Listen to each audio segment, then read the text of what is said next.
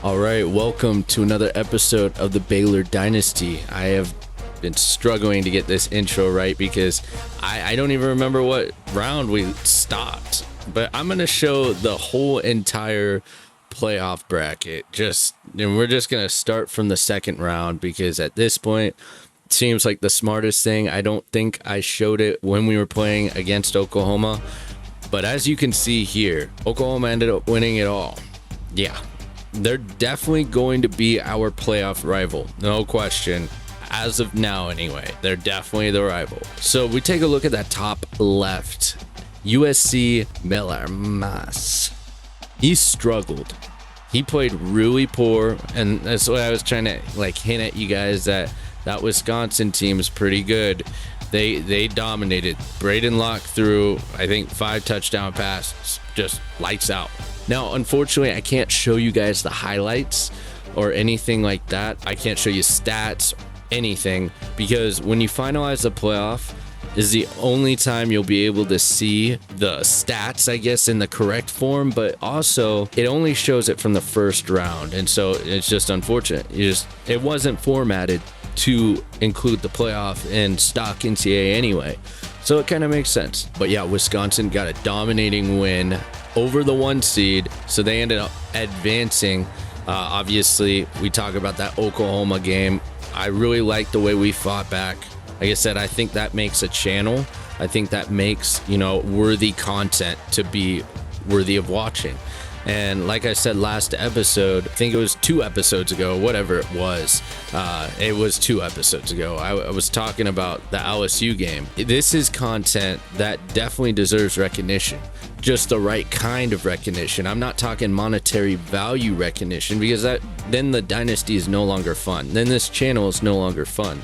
When you start to put money into it, it just sometimes things don't become as fun as they used to be. When I say I want recognition on this channel, I'm not talking about getting a ton of subscribers because then you start getting that money mindset, money making. Oh, this is an opportunity to make money. And that's where the channel starts to fail, if that makes sense. I just want to make that clear.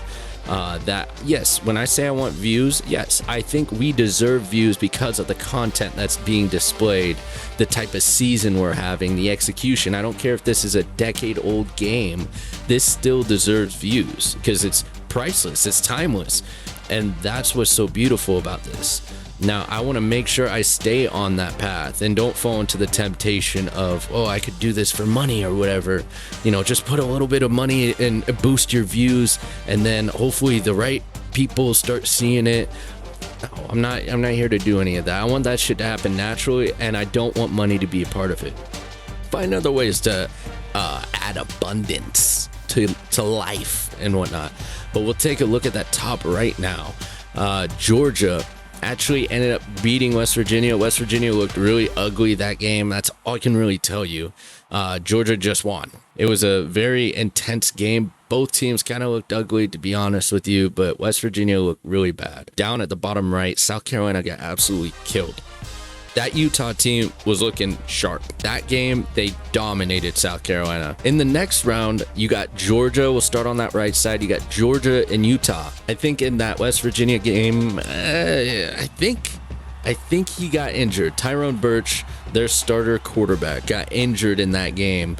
And so obviously when they went on to the next one, they only have Carson Beck. And Carson Beck's all right, but as you can see, he is not as strong in this sim. Utah completely controlled this game. I know the score looks really deceiving. It looks like they won by 12. Utah had 5 field goals in that game. That's what I can tell you that I remember. They had 5 field goals. Now, if they had 3 touchdowns and 2 field goals instead, they completely killed Georgia. And when I say they were dominating the game, it just Utah was not going to lose that game. You can just tell. The only thing was they weren't executing as well, right? A lot of field goals. And you know what? That's what's so cool about this sim process is that it's realistic. Then in the next game, against Oklahoma, we'll talk about that Wisconsin game in just a sec. But you see, they only put up 10 points because of the fact that Georgia just couldn't stop them, that they were just able to put up field goals and, get by.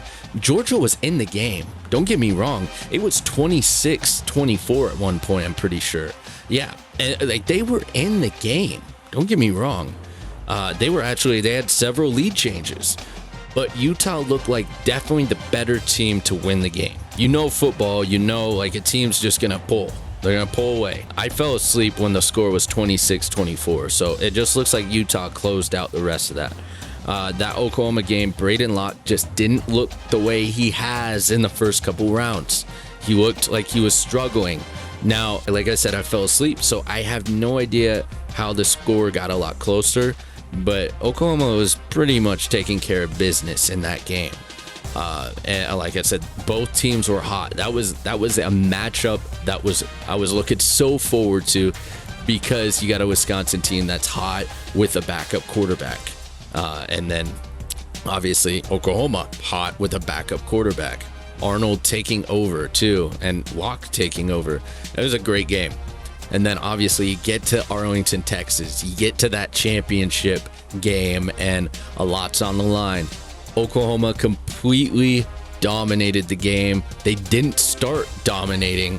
And in fact, I have the highlights from that game, and so we're going to take a closer look. But Utah was actually up 10-0, and Arnold had thrown 2 picks. So let's take a closer look, huh? All right, so we're beginning, and you can kind of see at the top, like I said, Utah was up 10-0, completely controlling the game early. Damn. So the first possession started with a fumble. We can't view this replay. I was trying to look at it. Not entirely sure why you can't view replays like this. The next possession, Cam Rising drives down the field, and they miss a 52-yarder. Couldn't see that replay, unfortunately. But then you get to the next drive, and Arnold throws a pick. We can see this one. As you can see, it's on the right side. It's a comeback route that gets completely, they almost bring it back for 6 too. They do a pretty good job of getting pretty close. So they're in the red zone already, ready to go. They're ready to go. Cam Rising begins, and they only get a field goal out of it. That's it. Then another pick comes here on the next drive for Arnold. And I'm thinking, when I'm watching this, I'm thinking, dude, this Utah team's ready to go. They're ready to go. They get nothing out of the drive. Nothing happens. And so then you get to the next drive. It's a 3-and-out, basically. And then you get to the next one, and there's this huge touchdown pass, the only touchdown pass Utah will have all game. And it comes on that right side. As you can see there. Yeah, it was incredible. And so Utah's up 10-0, playing really tremendous football. Shawchuck has a couple yards to close out the half. And then there's a pretty big pass right here for 45 yards from Arnold, right on that left side. And they're in business, Almost. Like the half-yard line, they end up getting in the end zone on the next play, with Arnold just running a simple speed option. Dude, there's so many punts from this Utah team. Another punt from Oklahoma, and then another punt from Utah. I'm telling you, dude, they just kept going 3-and-out, man. It was a really, really, really rough stretch for Utah. Looks like a 15-yard touchdown pass happened here, and it comes on one of those post routes. Looking nasty. And then, so they get that, and then another punt. I mean, you just can't make it up. And then another touchdown rush here from Shawchuck. I wanted them to just run an inside zone here. Looks like that's exactly what they did. And yeah, they're changing the game. At this point, it's, another punt. And yeah, they made a field goal here at this point, and then obviously Utah's got the ball, and it looks like they just drain the rest of the clock and try to go into half. So then you get into the third quarter. Once again, Cam Rising, they get a 20-yarder, so they do move it, but then they end up punting it anyway. And so that was really tough. Another punt, really just that, and then a pick 6. Oh, man. Cam Rising. It was his only pick he threw this game. Came at such a poor time. I mean, just... Oh, my God. Jeez. And this is around the time where I fell asleep, by the way, too. There's another punt. Yeah, and then another touchdown right here.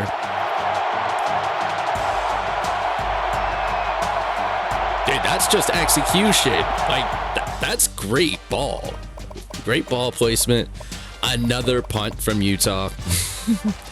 Oh, there's a 35-yard rush. Look at this play. This is a counter. Watch this. Look at this. Look at the fight this team has. Dude.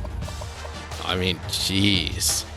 Then obviously you get into the fourth quarter, yet another punt from Utah. I mean, dude, oh, man. There's that 10-yard touchdown pass, and this is the last highlight that we'll show, and it's just a simple out route that just works. And that's it. I mean, dude, this was an incredible game, incredible defense from Oklahoma, and what they were able to draw up in that game, and they ended up killing Utah. Good for them, honestly. Great for them. Let's go ahead and sim some of these games, too. Let's not forget about these ones, like the Boise State, Florida State. Let's see who just wins this one. I don't really care who wins. Let's check it out. So it looks like 35-13. That's a pretty good win for Boise State. Another 10-win season. Good for them. Yeah. Notre Dame and Michigan. Oh, that was a shootout. Michigan wins. Dude, damn. Good for Michigan. Yeah, I'm sorry. Oh, actually, I want to see this because of this Oklahoma State team. They really fell off. I mean, really fell off. Oh, where are they? There they are. I mean, they were 5-4 in conference. That's just kind of tough. You got Bama and Ohio State. This is actually a really good game, just in general. These guys have overalls that are really high. I mean, what is their overall, like A- and A+? I mean, they're not bad per se, just, dude, they lost games. Ooh, 26-21. Ohio State gets a 10-win season. Bama has an 8-win season. Ooh, man. K-State, scrappy K-State. Oh, they killed Penn State. That's how you go play. And then you got Texas. Remember, they won the chip last year against Oregon, who just lost by 1 2-point conversion, not working out for them. They end up beating Texas, and Texas is a 4-loss team this year. The offseason, this is where things get juicy, where you have to put on that suit and tie. You start thinking about corruption. Because we're going to start looking at the suit and tie aspect of this dynasty now, which is all the technicalities. We're going to first take a look at the stats for our season and look at who played really well. Looks like Nick Thomas actually was first in passing yards this season. Congratulations to him. Even though Utah got in that chip, Nick Thomas is the number 1 passing quarterback this year. He passed for nearly 4,000 yards. What a tremendous season from him. We'll look at his stats more as we go on. Richard Reese finishing second. Gavin Shawchuk. Oh yeah, there's something I need to mention. He actually ended up breaking Adrian Peterson's rushing yards in a season record. Congratulations to him, because that, I mean, dude, you see how it took the entire playoff for him, maybe -1 game, but it took him a number of playoff games to beat Adrian Peterson's record. So it kind of makes you think a lot about, dude, how dominant Adrian Peterson was. You know, like, geez. Receiving wise, oh, you see that 3-3-3, you see the guidance. But wow, I mean, you just see what a year from Jackson. He finished first. Good for him. Now, obviously, we did really well, and so did Wilson. I'm more impressed with Wilson because it's, you know, as long as you're executing, you should be top every year on defense. And then Marshall, obviously, Some other people got some chances in that playoff. Marshall clearly didn't show up in the playoff in terms of getting sacks. But still, nonetheless, he finished 4th, and I'm so proud of him. You just got other guys who wanted to play better ball than him. Interceptions, it looks like Hallman at Wisconsin takes it all. Good for him. But we had 7, and I'm really proud of us and what we were able to accomplish. Kicking, looks like 54-yarder. Our longest field goal made was 42 yards. All right, so he threw 28 touchdown passes and 20 picks. That's tough, but that's typically how I play. Like, typically I'm actually kind of negative. So if you flip these two numbers, that's about accurate. I'm throwing picks. Yeah, good year for him. He had 71% completion percentage. That's a really good. And he only got sacked 12 times. So yeah, that's pretty good. Now, rushing, obviously, is what most people are probably going to want to look at. Richard Reese, great year. If he leaves us, it's going to be sad, but I wish him the best. He's a great back. His longest rush, by the way, is only 44 yards. So a great year. He's just a power back, and he only had 1 rushing fumble. Nick Thomas fumbled that ball more than anyone else. Let's take a look at receiving. Jackson. Yeah, I mean, you can't sleep on Baldwin, though. Baldwin had just as good of a year. And then Cameron, we talk about that one play that looked insane. He only had 1 other touchdown on that, too. So good for him. Richard Reese he isn't really known to be a receiving back, but he did have a 40-yard reception one time. It looks like Jackson was averaging about 100 a game. Dropped 4 passes. That's pretty good. 46-4. That's good. Burton, let's see how many drops did he have? 2. Okay, so he cleaned it up a little bit better.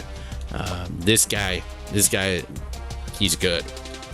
Gifford's probably going to be one of our starters next year if we have space for him.